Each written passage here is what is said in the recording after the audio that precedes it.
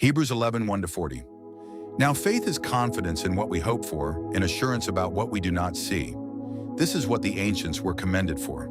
By faith we understand that the universe was formed at God's command, so that what is seen was not made out of what was visible. By faith Abel brought God a better offering than Cain did.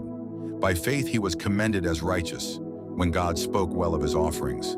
And by faith Abel still speaks, even though he is dead. By faith Enoch was taken from this life, so that he did not experience death. He could not be found, because God had taken him away. For before he was taken, he was commended as one who pleased God.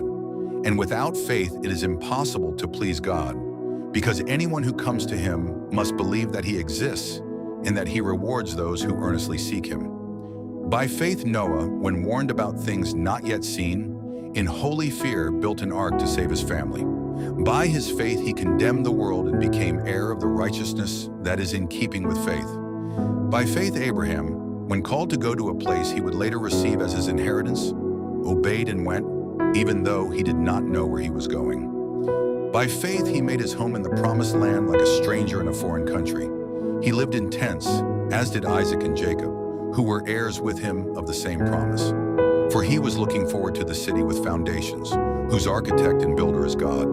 And by faith even Sarah, who was past childbearing age, was enabled to bear children because she considered him faithful who had made the promise. And so from this one man, and he as good as dead, came descendants as numerous as the stars in the sky, and as countless as the sand on the seashore. All these people were still living by faith when they died. They did not receive the things promised. They only saw them and welcomed them from a distance, admitting that they were foreigners and strangers on earth.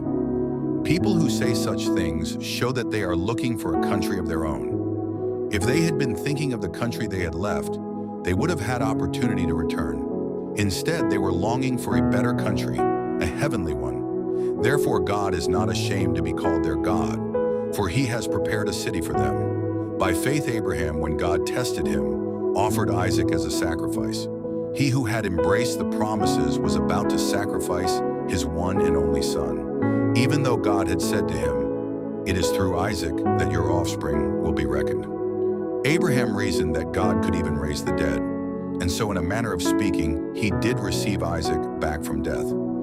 By faith Isaac blessed Jacob and Esau in regard to their future. By faith Jacob, when he was dying, blessed each of Joseph's sons and worshipped as he leaned on the top of his staff.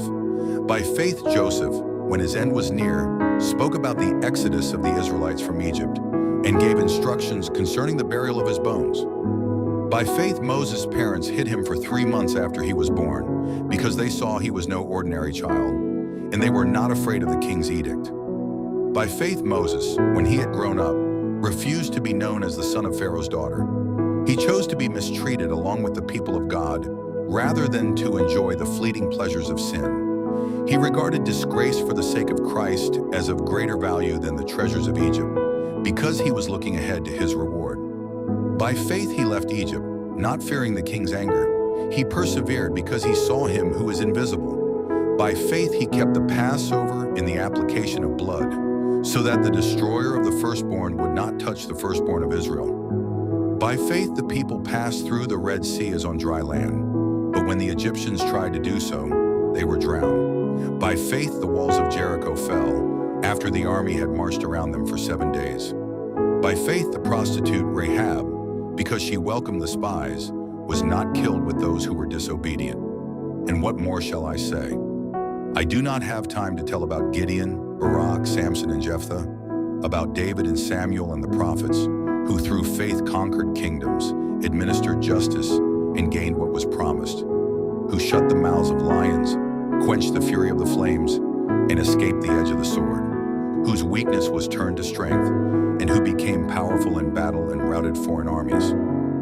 Women received back their dead, raised to life again. There were others who were tortured, refusing to be released so that they might gain an even better resurrection. Some faced jeers and flogging, and even chains and imprisonment. They were put to death by stoning. They were sawed in two. They were killed by the sword. They went about in sheepskins and goatskins, destitute, persecuted, and mistreated.